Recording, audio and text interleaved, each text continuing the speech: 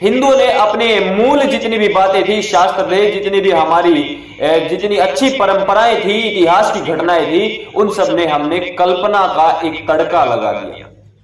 आज बहुत महत्वपूर्ण विषय आप सुन लीजिए, इस पर हम चर्चा करेंगे। और हम कोई भी विषय लेकर आते हैं, तथ्यों और साक्ष्यों से विरुद्ध कभी बात नहीं करते, और ज्ञान विज्ञान से विरुद्ध कोई बात नहीं करते, क्योंकि मेरे धर्म में कहा गया है धर्म ही विज्ञान और विज्ञान ही धर्म है। इसीलिए एक तरफ हम साइंस और दूसरी तरफ हम काल्पनिक और पाखंड लेकर नहीं चल सकते, क्योंकि हमारे धर्म में ऐसा है ही। विषय लेते हैं, रावण के 10 सिर थे। ये आज से नहीं, पिछले 1,500-2,000 साल से भारत देश में परंपरा चली आ रही है। कुछ इतने नीचे गिर गए, करके दिखा दीजिए साइंटिफिकली प्रूव आप 10 सिर थे। जब रामायण में ही 10 सिर नहीं थे, तो आप कौन होते हैं उसको साइंटिफिक प्रूव करने वाले? आगे बढ़िए, रामायण से इसके तथ्य देते हैं। अब ये जो रामायण है, वाल्मीकि रामायण है, आप ये ना भूलिए, श्रेष्ठ काव्य है, और काव्य में पर्यायवाची शब्दों का बहुत महत्वपूर्ण प्रयोग होता है। दूसरा, प्रकृति को मानवीकरण अलंकार के साथ जोड़ा जाता है। जैसे पानी का मानवीकरण कर दिया, जैसे मनुष्य के कुछ गुणकर्म स्वभाव, उसको पानी के साथ जोड़ने का प्रयास किया गया, क्योंकि ये काव्य की एक संरचना होती, शैली होती है। इसके अलावा बहुत सारी चीजें हैं। इनमें जो रूपक अलंकार का बहुत ज्यादा प्रयोग हुआ वाल्मीकि रामायण में। रूपक, जब रावण से महारानी सीता जो रावण से मिली, तब उनको उनके एक ही शीश का पता चला था, उनको एक ही शीश दिखा था। अब आगे इसमें रामायण के सुंदर कांड का श्लोक है, आप 10वें सर्ग का श्लोक आप देख भी रहे होंगे। इसमें सीधा सीधा है, ददर्श स कपिस्तस्य बाहु शयन संस्थितौ, अर्थात जब हनुमान जी ने छुपकर रावण को देखा सोते हुए को, क्योंकि वो छुप कर गए थे, तो उनको उनके एक ही सिर का पता चला था और 2 ही भुजाएं थी। पूरा श्लोक आप पढ़ेंगे तो इसका अर्थ ये है कि उनका यहाँ पर एक महामुखात आता है। महामुखात एक वचन है। अब कहां से 10 सिर लगा दिए मैं समझ नहीं पा रहा हूं, और हम इस प्रकार से इतने निम्न कोटि के हो गए। आगे आइए, इसी में कुछ लोग कहते हैं, कुछ टीकाकारों ने 1, 2, 3 का सबसे महत्वपूर्ण टीका हुई है इस पर। टीका कहते हैं श्लोक या मंत्रों को हिंदी में या संस्कृत सामान्य भाषा में, सरल भाषा में संस्कृत में अथवा इंग्लिश में ट्रांसलेट करने को टीका कहते हैं। यही होती है गड़बड़, टीकाओं में सबसे बड़ी गड़बड़ होती है, अन्य जगह गड़बड़ होना बहुत मुश्किल होता है। अब टीकाओं में गड़बड़ में कह दिया गया कि हाँ रावण के, क्योंकि वाल्मीकि रामायण में बात आई है तो उसको नकार तो सकते नहीं, तो उन्होंने कहा कि युद्ध में 10 सिर बन जाते थे, वैसे एक ही रहता था। आगे आइए, युद्ध कांड में ही बता रहा हूं। अब युद्ध कांड में रावण के कितने सिर थे, पढ़ लीजिए। अद्यते मच्छरेशन छिन्नम शिरोज्वलत कुंडनम क्रव्यादा व्यपकर पंतो विकीर्ण रण पंशुषु। युद्ध कांड में 103 सर्ग में युद्ध करते हुए श्री रामचंद्र ने रावण से को कहा कि मैं तेरा सिर, अभी तेरा सिर जो है तेरे धड़ से अलग कर दूंगा, और जो ज्वलित कुंडन सहित तेरे सिर का अता पता नहीं रहेगा। ये श्री राम जी रावण को कहते हैं, सूचना भेजते हैं। इस पर ये युद्ध कांड की बात है, इससे तो कोई मुकर नहीं सकता। कोई कहता युद्ध में भी एक ही सिर था, क्योंकि यहां पर जो शिरह अर्थात सिर एक वचन का प्रयोग हुआ है, बहुवचन नहीं। यहां भी तो वेद यदि पढ़े होते तो इस प्रकार से अवैज्ञानिक कल्पनाओं में, कहानियों में हम नहीं बढ़ते। और इस दशानंद को हमने 10 सिर वाला बना दिया। ये कल्पना, और कल्पनाओं में जीवन बड़ा अच्छा लगता है। हम कल्पनाओं कहानियों में, जितनी भी हमारी धर्म में कल्पना और कहानियां घुसाई गई हैं, वो अत्यंत ही शर्मनाक है, और उन्हीं में आज भी जी रहे हैं। कुछ लोग कहते हैं, मूल विषय पर आ रहा हूं, कि अभी भैया जी बता दीजिए कि कब कल्कि अवतार आएगा, और उधर वो मुस्लिम ये कहते हैं मोहम्मद कल्कि अवतार था। इतने नीचे हम गिर गए कि कल्कि अवतार आएगा, तब तक हम देखते रहेंगे इन दुष्टों को। जय श्री महाभारत, जय श्री सूर्यवंशम। तो राहुल आर्या जी थैंक्स भारत जो चैनल चलाते हैं अपना, बड़ी खुशी हुई आपकी वीडियो सुनकर। इतना शुक्र है कि मेरे देश के जो नौजवान हैं वो अब हमारे धर्मशास्त्रों को वैज्ञानिक आधार पर पढ़ने लगे हैं, साइंटिफिक वे में। और राहुल आर्या जी, आपने ये जो बात की है रावण के 10 सिरों के ऊपर, कि रावण के 10 सिर वैसे नहीं थे जैसे दिखाए जाते हैं, या जिनको हम सदियों से भारतीय समाज मानता आ रहा है कि उसके इस तरह से 10 सिर लगे हुए थे। आपने कुछ प्रमाण दिए कि हनुमान जी जब रावण को उन्होंने देखा तो उसका एक ही सिर था, जब सीता जी ने भी रावण को देखा तो उसका एक ही सिर था। फिर आपने बताया कि फलां शास्त्र में लिखा है कि जब रावण युद्ध करता था तब उसके 10 सिर होते थे युद्ध के मैदान में, वरना एक सिर होता था। तो वैसा नहीं है, आपने साबित करने की कोशिश की। ये जो सिर दिखाए जाते हैं, 2 दिखाए जाते हैं, 4 दिखाए जाते हैं या 10 दिखाए जाते हैं, ये बुद्धि का प्रतीक है। जैसे ये हमारी भुजाएं बाहुबल का प्रतीक है, तो सिर बुद्धि का प्रतीक है। तो बात करते हैं, आपने जो वीडियो बनाई है एक अच्छा प्रयास है, अच्छा लगा।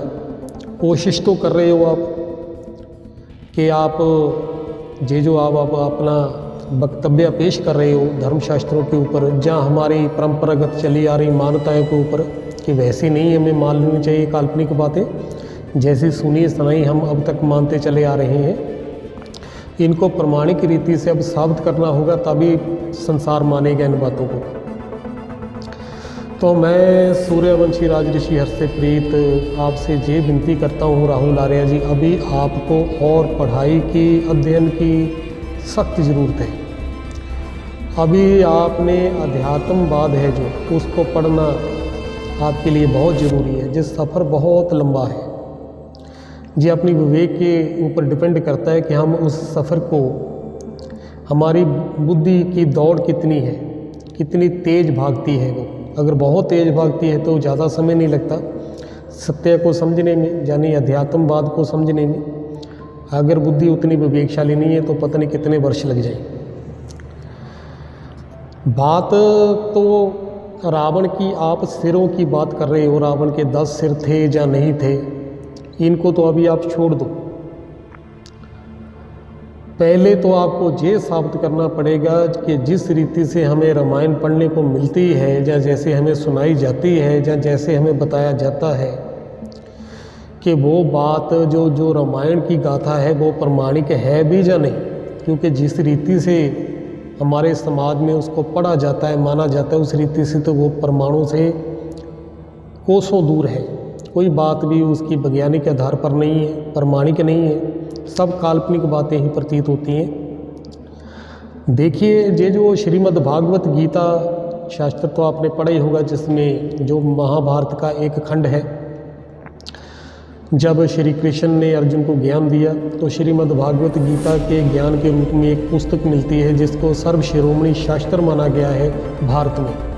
कि जितने भी शास्त्र हैं, सबसे उत्तम जो शास्त्र है, जिसमें खुद भगवान ने ज्ञान दिया है, वो श्रीमद् भागवत गीता ज्ञान ही है। अगर आप उस गीता ज्ञान को सर्वश्रोमणी शास्त्र में दिए हुए भगवान के ज्ञान को भी मानते हो, तो तब तो आपको रामायण को झूठा ही मानना पड़ेगा।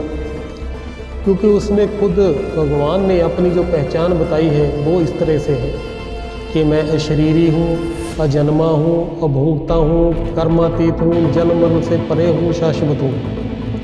तो उसके दूसरी तरफ आप रामायण में आ जाओ, जो भगवान की बात आती है राम की, उसमें भगवान शरीरधारी है, अशरीरी नहीं है, जन्म लिया है गर्भ से, अजन्मे नहीं है,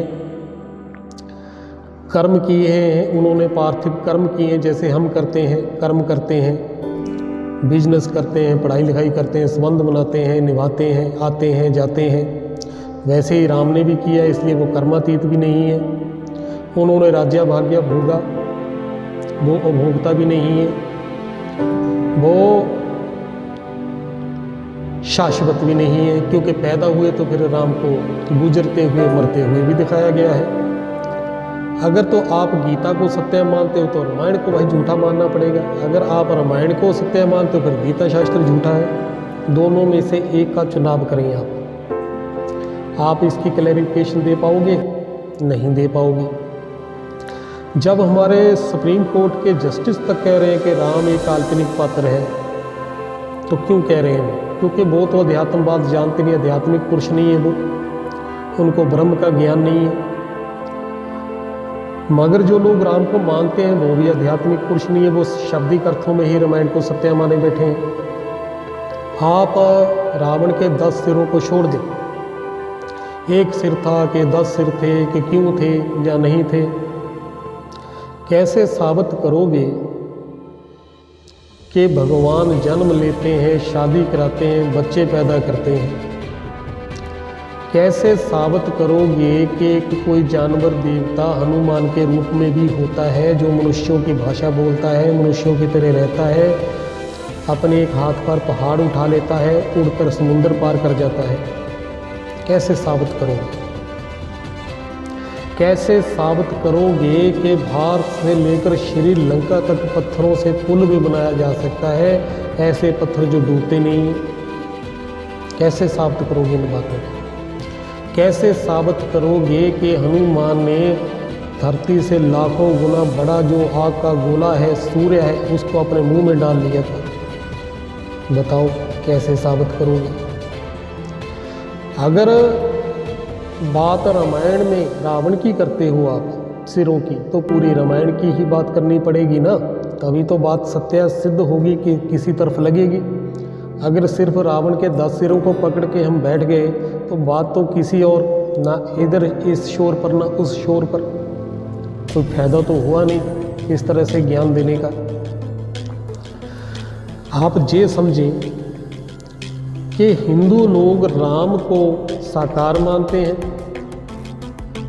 कि वो शरीरधारी हैं, जन्म लेते हैं, आते हैं। सिख लोग वो भी राम को मानते हैं।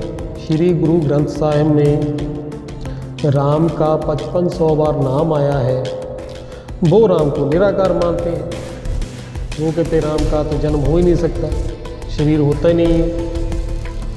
फिर हम राम राज्य की भी बात करते हैं, राम तेरी गंगा मैली होगी, ये भी बात करते हैं। राम रौड़ा, इसकी भी बात करते हैं। राम राम करता सब जग फिरे, राम ना पाया जाए, इस पर भी बात करते हैं। राम को तो राम के द्वारा ही जाना जा सकता है, इस पर भी बात करते हैं। राम राज्य आएगा, इस पर भी बात होती है। राम सेतु पर भी बात होती है। जानी हर तरफ राम का ही मसला है, राम के मंदिरों को लेकर मसला है, उस पर भी बात होती है।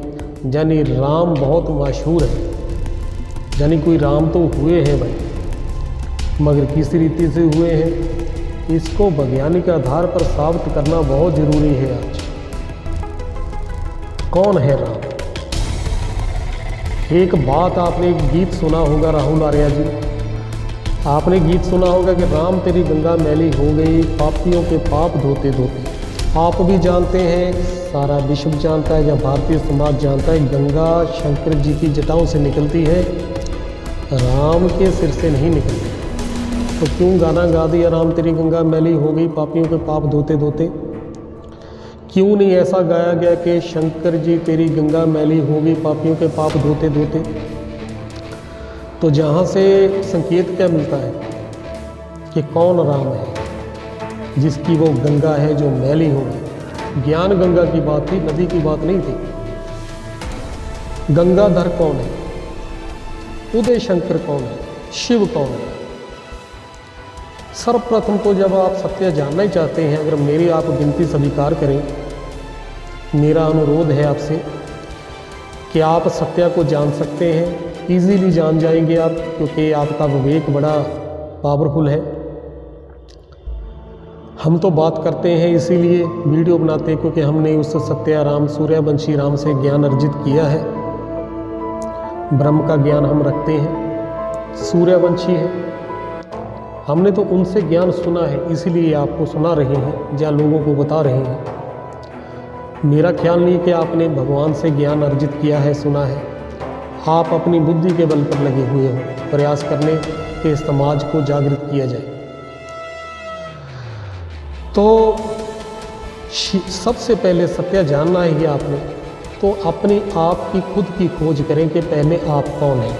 छोड़ दें रावण को, उसके 10 सिरों को छोड़ दें, राम को भी छोड़ दें, रामायण को छोड़ दें, कृष्ण को भी छोड़ दें, सब कुछ छोड़ दें।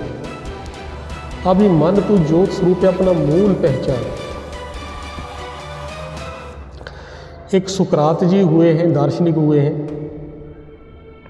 उन्होंने कहा था कि वो हर शिक्षा की प्रणाली ही अधूरी है, खोखली है, फजूल है, जिसमें सबका ज्ञान नहीं। सबका मतलब सभी का ज्ञान नहीं, खुद का ज्ञान नहीं कि ये इंसान क्या है, ये व्यक्ति क्या है, हम कौन हैं। हम एक शरीर मात्र ही हैं, जैसे जुदा की आत्मा है जो अजर अमर विनाशी है, जो इस शरीर रूपी वस्त्र को छोड़ देती है फिर दूसरा वस्त्र धारण कर लेती है। कि जहाँ हम एक शरीर हैं कि जब सांसें पूरी होगी तो फिर मिट्टी होगी। अगर तो हम शरीर ही हैं, फिर कौन भगवान, कौन से धर्म, कौन सी नैतिक शिक्षा, क्या अच्छा क्या बुरा, क्या ज्ञान क्या अज्ञान, फिर तो कुछ नहीं। इस मिट्टी के पुतले का क्या कोई भगवान हो सकता है, क्या इसकी नैतिकता हो सकती है, फिर तो कुछ भी नहीं है। खाएं पिएं ऐश करें। अगर इससे जुदा कोई हम आत्मा है, कोई रूह है, सोल है, चेतना है, फिर सब कुछ ही है। फिर भगवान भी है, फिर नैतिकता भी है, फिर इस आत्मा के लिए ज्ञान भी है, जन्म मरण भी है, पुनर्जन्म भी है, पूर्व जन्म भी था, तो सब कुछ है। तो सर्वप्रथम हमें आज प्रमाणिक रीति से ये साबित करना होगा, अनुभव के आधार पर बात करनी होगी कि मैं कौन हूँ, मैं एक आत्मा हूँ या मैं एक शरीर हूँ। ये पहला स्टेप है, पहली पौड़ी है सत्य की तरफ। सत्य को अगर हम मंजिल तक पहुँचना चाहते हैं तो यहीं से सत्य शुरू होता है। सत्य को समझ लेने के बाद, खुद का सत्य समझ लेने के बाद, अपने वजूद की आइडेंटिटी लेने के बाद तो बात आ जाती है कि ओम क्या है। ये जो शब्द ओम है ये क्या है, ओम किसको कहा गया है, ओमकारा किसको क्या कहा गया है, ओमकार नाथ किसको कहा गया है, ओमनी प्रेजेंट कौन है, एकम ओमकार कौन है। ओम और उमा बोलते हैं। उमा कहते हैं पार्वती को, पार्वती को गिरजा भी कहते हैं, गिरजा घर बने हुए हैं, पार्वती को गिरजा भी कहते हैं, उमा भी कहते हैं, और शंकर को ओम भी बोलते हैं। उसी का नाम ओमकार नाथ है, उसी को आदिदेव कहा गया है, उसी को एडम कहा गया है, आदम कहा गया है, सत्य राम कहा गया है, निराकार राम कहा गया, क्योंकि निराकार राम जो शिव है, जो परम पिता है, वो जब शंकर के तन में अवतरित होता है तब वो देहधारी जो शंकर है वो सत्य राम कहलाता है, सतगुरु कहलाता है, जगत गुरु कहलाता है। उस राम की जो कथा है वो त्रेता युग में घटित हुई कथा नहीं है।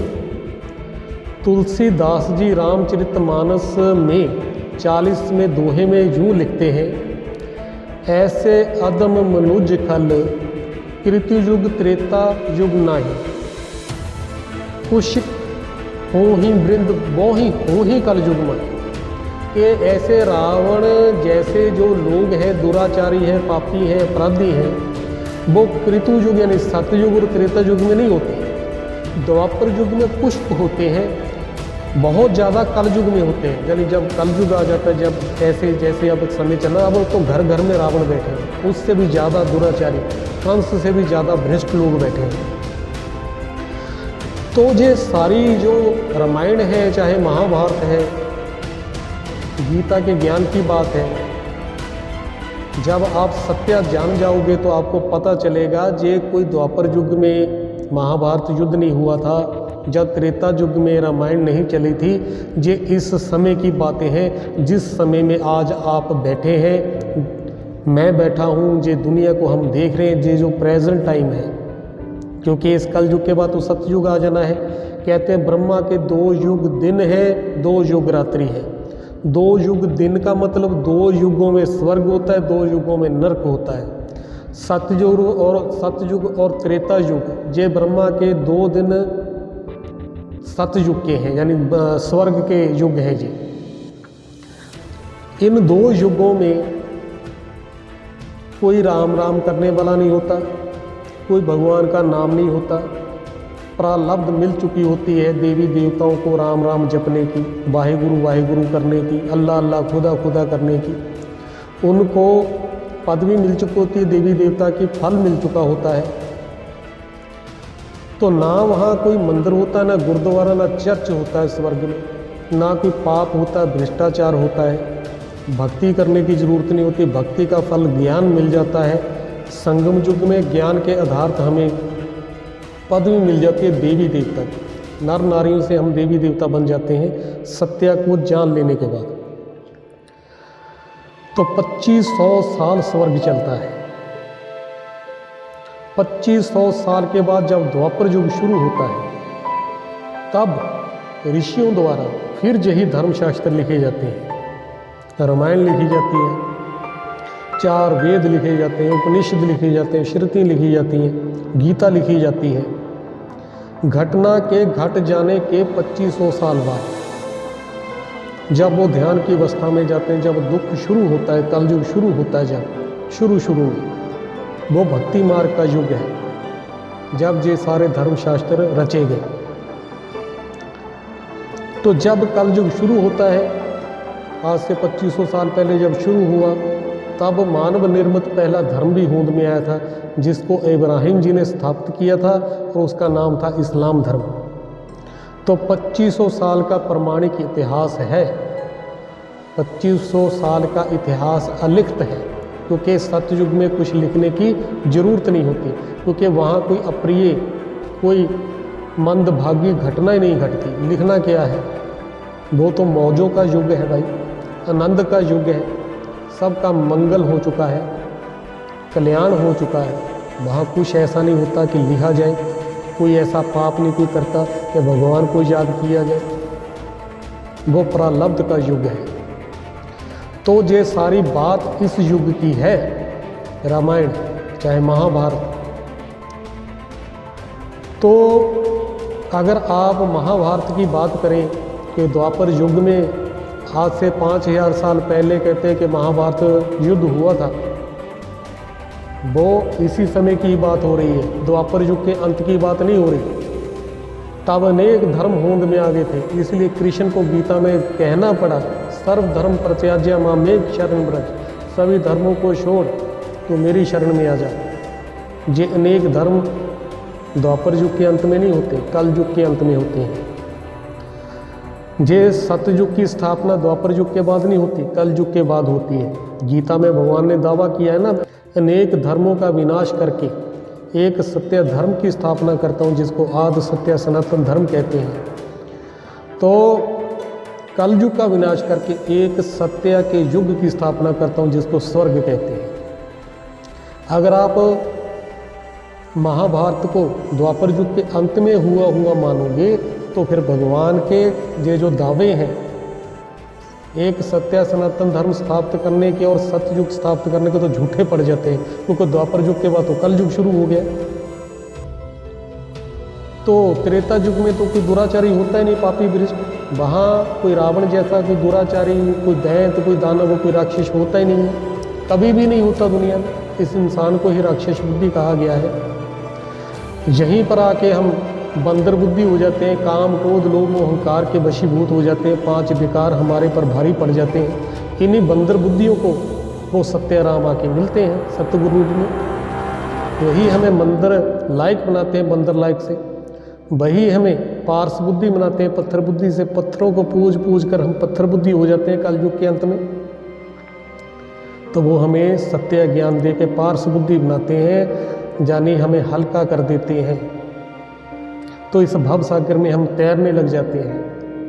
तो भगवान बहुत बड़ा कार्य करते हैं, जिसकी प्रतीक में तुलना की गई है समुद्र के ऊपर पुल बनाने की।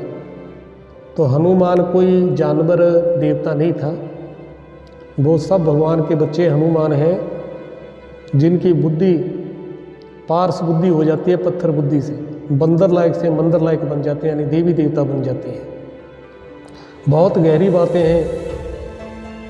जो 10 प्रकार के रावण के सिर दिखाए गए हैं, वो 10 प्रकार की बुद्धि का प्रतीक है। वो इस समय के समाज का प्रतिनिधित्व करता हुआ एक करैक्टर है रावण। 10-10 प्रकार के भगवान बना लिए, 10-10 प्रकार के हमने धर्म बना लिए, 10-10 प्रकार के हमने सत्य बना लिए, विचारधाराएं बन गई।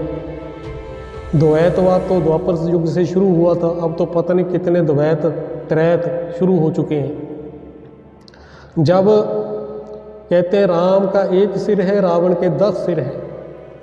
एक सिर मतलब सत्य एक होता है। झूठ तो जितने मर्जी बना लो, 10 से भी कहीं ज़्यादा बना लो। कहते एक झूठ को छुपाने के लिए 10 झूठ और बोलने पड़ते हैं। तो आज 10-10 प्रकार के मुखौटे पहनकर इंसान दुनिया में घूम रहा है। वो मेरे सामने कुछ और है, आपके सामने कुछ और है, कहीं और कुछ और है। जिन धर्म शास्त्रों की आप बात करते हो, क्या आप मानते हो कि उनमें अंतिम सत्य लिखा हुआ है? धर्म शास्त्र भी तो श्रेष्ठ मनुष्यों द्वारा ही तो लिखे गए हैं ना, भगवान ने थोड़ी लिखे हैं कि उनमें जो आप पढ़ोगे सत्य ही होगा। एक धर्म के जो धर्मशास्त्र हैं उनकी विचारधारा भी आपस में टकराव खा रही है। पहले तो हिंदुओं के धर्मशास्त्र लगा लो, ये तो पैसे पूरी मानव जाति के थे। बाद में एक नाम मिला भारतीयों को, फारसी लोगों ने हिंदू शब्द दिया, नाम दिया, बड़ा घृणित शब्द है जिसको अज्ञानतावश हमारे पूर्वजों ने अपना लिया। हम सनातनी थे और सूर्यवंशी थे, फिर हम चंद्रवंशी हुए। ना तो हिंदू कोई समुदाय है, ना ही हिंदू कोई धर्म है। तो इनके धर्मशास्त्र आपस में टकराव खा रहे हैं। जैसे गीता में भगवान ने अपनी पहचान क्या बताई है, रामायण के अनुसार भगवान की पहचान कुछ और ही साबित हो जाती है। हर युग में भगवान नहीं आते, आद अंत एक अवतारा सोई गुरु समझो हमारा। एक बार ही भगवान धरती पर आते हैं, सतयुग की स्थापना करके चले जाते हैं। वो सतयुग से फिर कलयुग बन जाता है, वो फिर आ जाते हैं। इसको बनी बनाई बन रही, अब कुछ बननी ना ही चिंता का कीजिए, जो अनहोनी हुए, ऐसा कहा जाता है। एक ही सत्य है। और ये जो मानव जाति का समय के चक्कर में घटनाक्रम है, वही सत्य है। एक ही कहानी है जो भगवान आकर हमें सुनाते हैं। ये इतनी लंबी चौड़ी नहीं हो सकती कि करोड़ों सालों की हो। 5000 साल थोड़े नहीं होते। इतनी विशाल कहानी है ये मानव जाति की। 84 जन्म उसका जो चक्कर है। अभी आप सत्य से बहुत दूर हैं राहुल आर्या जी। बहुत बातें हैं अभी आपको जाननी बाकी हैं। आप ब्रह्म के ज्ञान को सही रीति से अर्जित करें, फिर आप स्पष्टीकरण दें। जो जो विकृतियाँ फैल चुकी हैं हमारे धर्म में, आज सत्य सनातन धर्म प्राय विलुप्त है। भगवान की पहचान बहरूपी में बदल गई है। 24 अवतार बना दिए, कल की अवतार बना दिया, निष्कलंक अवतार, क्लिक अवतार, वो भी राम का ही अवतार है। चाहे कृष्ण कहो, चाहे राम, चाहे शंकर कहो, एक ही भगवान को परमात्मा को मिले हुए इतने नाम हैं। एक है परम पिता शिव, एक है परमात्मा शंकर। परम पिता परमात्मा शिव शंकर भोलेनाथ की जय, ऐसा बोलते हैं हम। तो इतने भगवान के स्वरूप नहीं होते, वे बहुरूपिया नहीं है। वो तो अजन्मा है, जन्म मरण से रहित है, पर काया प्रवेश करता है। इसीलिए गीता में लिखा है कि मुझे मंद बुद्धि लोग पहचान नहीं पाते, इसलिए तुच्छ समझ बैठते हैं। क्यों नहीं पहचान पाते? क्योंकि उसका अपना तो कोई शरीर होता नहीं है। वो तो पर काया प्रवेश करके ज्ञान देता है, ज्ञान के आधार पर उसकी पहचान होती है। तो जो तीखी बुद्धि कहते हैं ना, देवताएं इशारे की भाषा समझते थे। जो लोग इशारे की भाषा समझते हैं भगवान को पहचान लेते हैं। बहुत चंद लोग ही होते हैं जो बुद्धिमान होते हैं, उन्हीं को भगवान की पहचान होती है। बाकी बना बनाया ड्रामा है, जीने मरने का, दिन रात का, ज्ञान अज्ञान का, ये चलता रहता है भाई। ना जहाँ कुछ अच्छा है, ना वैसे कोई बुरा है। बस एक बना बनाया ड्रामा है, कि खेल है ये जीवन। इसको देखें बैठकर, आप आनंद माने। सब आनंद मंगल है, बुरा कुछ भी नहीं है। एक तरह से देखा जाए तो ना कोई अच्छा है, ना कोई बुरा है। बस एक जिंदगी है, इसका एक खेल है, चल रहा है। तो इतना ही कहना था। अब आपसे आज्ञा चाहता हूँ।